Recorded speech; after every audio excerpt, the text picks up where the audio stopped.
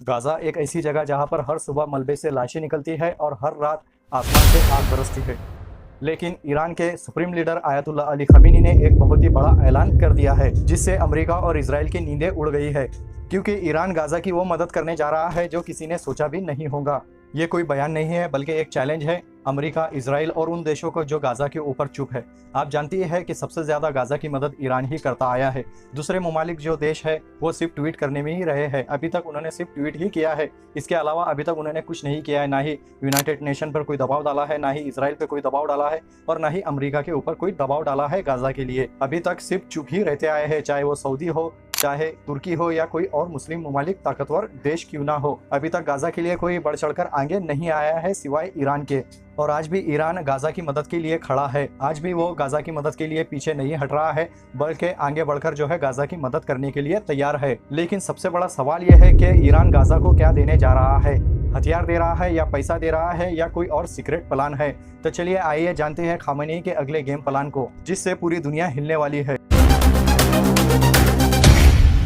पिछले कुछ महीनों में इजराइल ने गाज़ा के ऊपर इतना हमला किया है कि वहाँ की पूरी जगह जो है खंडर बन गई है। लाखों लोग बेघर हो गए, हजारों लोग मर गए हैं और अब ईरान जो हमेशा से फलस्तीन का समर्थक रहा है वो अब खुलकर मैदान में आ गया है। अपने हालिया बयान के अंदर खामेनी ने खुलकर कहा है कि फलस्तीन की मदद करना, गाज़ा की मदद करना हमारा फर्ज है, चाहे मिलिट्री से हो, चाहे फाइनेंस से हो, चाहे इंसानियत के जरिए हो। एक रिपोर्ट के जरिए पता चला है कि ईरान ने गाज़ा को $500 मिलियन की मदद का वादा किया है। हाँ दोस्तों, $500 मिलियन की मदद का वादा ईरान के सुप्रीम लीडर आयतुल्ला खमीनी ने गाज़ा को देने के लिए कहा है, जिसमें दवाइयाँ है, ड्रोन टेक्नोलॉजी है और वारफेयर टेक्नोलॉजी भी मौजूद है, जिसके जरिए गाज़ा थोड़ा और आगे उभर सकता है, थोड़ी तरक्की कर सकता है, थोड़ी सी उनको मिलिट्री वाली ताकत मिल सकती है। जो वहाँ पर इजराइल ने दवाखाने बर्बाद किए हैं तो दवाइयों से उनकी मदद हो सकती है। कई जानकारों का ये भी कहना है कि ईरान मिडल ईस्ट के अंदर गाज़ा के जरिए प्रभाव बनाने की साजिश कर रहा है।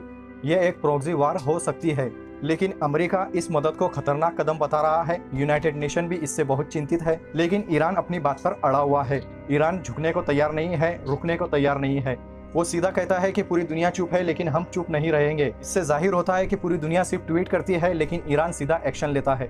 ऐसा एक्शन लेता है कि आपने पिछले कुछ दिनों में देखा कि ईरान ने किस तरह से इजराइल को तबाह किया है और आगे चल के भी ईरान जो है इजराइल को इसी तरीके से तबाह करने की साजिश कर सकता है। इस वक्त गाज़ा को बहुत ज़रूरत थी मदद की और वो ईरान ने की, जिससे गाज़ा को बहुत मदद मिल रही है।